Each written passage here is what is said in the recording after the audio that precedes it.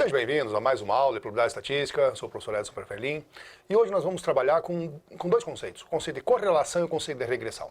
Então, antes da gente ficar fazendo muitas definições, vamos ver o que nós vamos ter na aula de hoje. Vamos ver para o slide aí. Então, vamos fazer algumas definições sobre o que é correlação e o que é regressão e vamos trabalhar com a questão do diagrama de dispersão e como a gente faz para fazer esse ajustamento da reta pelos mínimos quadrados.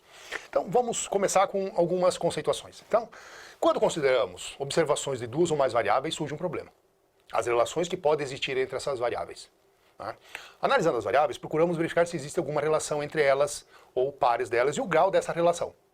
E isso é o que a gente faz na correlação. Então, a correlação é um instrumento adequado para descobrir e medir essa relação entre as variáveis, sendo que essas variáveis são de natureza quantitativa, né? Então, quando existem duas variáveis que estão ligadas por uma relação estatística, dizemos que existe uma correlação entre elas.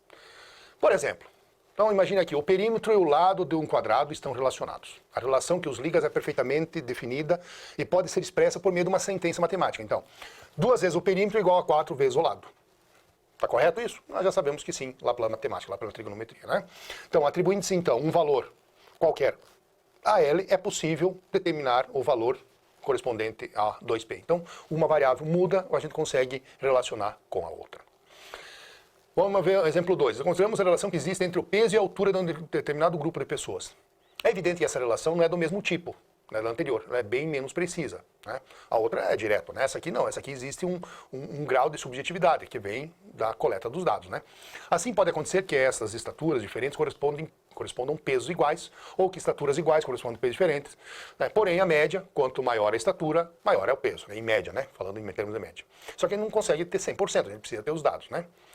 Então, a gente acaba tendo uma relação funcional e uma relação estatística. Então, a relação do perímetro-lado, que foi o primeiro exemplo, é uma relação funcional. Existe uma relação realmente de uma variável para outra que tem a ver com a matemática. E o outro, peso-altura, não é uma relação estatística, que nós vamos ter essa relação em função da coleta dos dados e dos testes que nós vamos fazer em termos das estatísticas. Ok? Nós podemos dizer que as relações funcionais, né, são um caso limite entre as relações das relações estatísticas. Então, é realmente um limite entre elas. Ok? Então, nós podemos ter essa ideia da correlação por meio do diagrama de dispersão. O que é o diagrama de dispersão? Então, é uma nuvem de pontos feita pelos pares ordenados x e y no sistema cartesiano. Então, se nós formos ver aqui, por exemplo, nesse exemplo aqui, nós temos aqui 98 alunos, uma amostra de 10 alunos de uma classe de 98, com a nota de matemática e a nota de estatística. Então, a gente tem aqui um par, com a nota de matemática e a nota de estatística, a gente tem a gente plota isso nesse gráfico. Então, para cada nota daqui, vai ter uma relação aqui, x, y, e aqui nós temos, então, uma série de pontos. Esses pontos nos dão o que a gente chama de um diagrama de dispersão, ok? E nós podemos ter uma correlação entre as variáveis. O que é essa correlação? Então, essa correlação é como se a gente tivesse uma imagem de uma reta sendo traçada entre esses elementos. Isso que a gente chama de uma correlação. Se essa imagem que eu vejo dos pontos, então nós temos os pontos aqui, nós temos os pontos aqui, aqui. Vocês estão vendo que parece que tem uma reta que liga esses pontos? Então aqui nesse caso nós dizemos que nós temos uma correlação linear. Quando a gente pensa em correlação, nós temos vários tipos. Nós temos a linear positiva, que é essa daqui. Nós temos uma correlação linear negativa. Nós temos uma correlação que não é linear, ela não segue um padrão de uma reta, e essa aqui que realmente não tem nada a ver uma coisa com a outra, que não há, ou seja, não há correlação entre as variáveis, ok? E isso a gente tira de onde? Isso a gente tira do gráfico de dispersão, ok?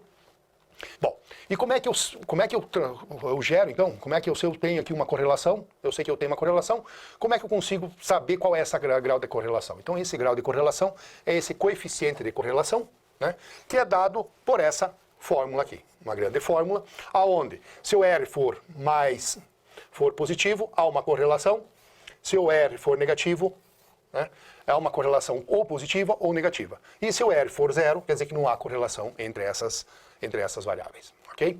Vamos ver num exemplo. Então vamos lá. Olha essa fórmula aqui, nós vamos usar ela na sequência. Então vamos lá.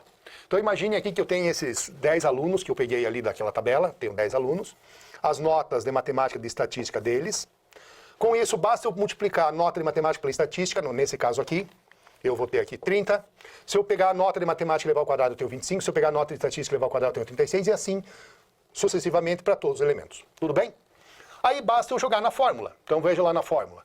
Aqui nós temos o somatório de todas as multiplicações das notas de x e y, vezes o n, menos o somatório de todas as notas x, vezes o somatório de todas as notas y, dividido pela raiz de n vezes o somatório de todos os elementos ao quadrado, menos todos esses elementos aqui ao quadrado, e assim para os outros elementos da fórmula. Então, se nós formos aqui, na fórmula nós temos o quê?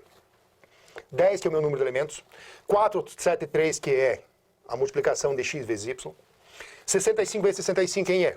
É o x, o somatório de todos os x, que é o 65, e todos os y, que é o 65. Dividido pelo quê? Por 10, que é o número de amostras que eu estou usando. 481 é o somatório de todos os x ao quadrado. 475 é o somatório de todos os y ao quadrado. E o 65 ao quadrado aqui é o do x. 65 aqui é o do x. E por acaso aqui o 65 também é o do y. Fazendo toda a conta, nós descobrimos que o R é 0,91. Se nós lembrarmos, então eu tenho uma correlação de 0,91. 0,91 é um valor positivo e nós estamos aqui quase chegando a uma relação perfeita positiva.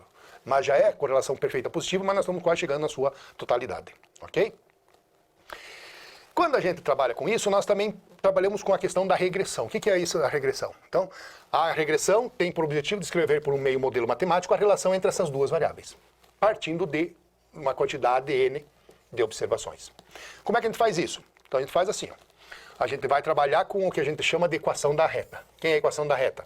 A equação da reta vai ser dada sempre por essa expressão. Y vai ser igual ao coeficiente A de x, onde x é o valor da abscissa, para obter a ordenada, e mais B é o parâmetro de deslocamento. Então, no caso aqui, aplicando a fórmula do A e aplicando depois a fórmula do B, sendo que a média de x é o somatório de todos os elementos dividido por n de y da mesma maneira, eu consigo obter essa equação. Por exemplo, imaginem para esses valores aqui de notas de matemática e estatística, né? Aplicando aqui na fórmula que nós já temos, nós vamos obter o quê? Nós vamos obter os seguintes coeficientes. O coeficiente A sendo 0,8632, o coeficiente B sendo 0,8892, e com isso nós temos, né, tendo aqui já a média, né, que nós já calculamos aqui do lado, nós temos que a equação da reta para essa situação aqui é essa aqui. A equação vai ser dada por 0,86, já arredondando esse valor aqui, vezes x, mais esse valor aqui, 0,89, já arredondando como o b. Por que dessa equação da reta? Porque essa equação nós vamos poder traçar qual é essa reta que nós temos aqui para nossa equação. Então, essa equação é esse que nós já calculamos ali. Então, se eu jogar x como sendo zero, eu vou ter para y o valor 0,89. Então, se eu jogar x aqui para zero, eu vou ter aqui 0,89 para y. Se eu jogar x igual a 5, eu vou ter 5,19 para y. Se eu jogar x igual a 5 aqui, eu vou ter aqui o valor de 5,19 para y. Ok? Então, assim eu consigo traçar essa reta, né, e saber quais os pontos que eu tenho dentro dessa reta aí. Então, esse é o que a gente chama de ajustamento da reta pelos mínimos quadrados. Ok? Com base nessa equação, nós podemos tirar duas outras informações. Nós podemos tirar a interpolação. Quem é a interpolação? Então, nós temos lá a equação que nós calculamos daquelas fórmulas, né? Se eu, por exemplo, quiser testar o valor 4. Pergunta, esse valor 4, ele está dentro desse pacote de valores?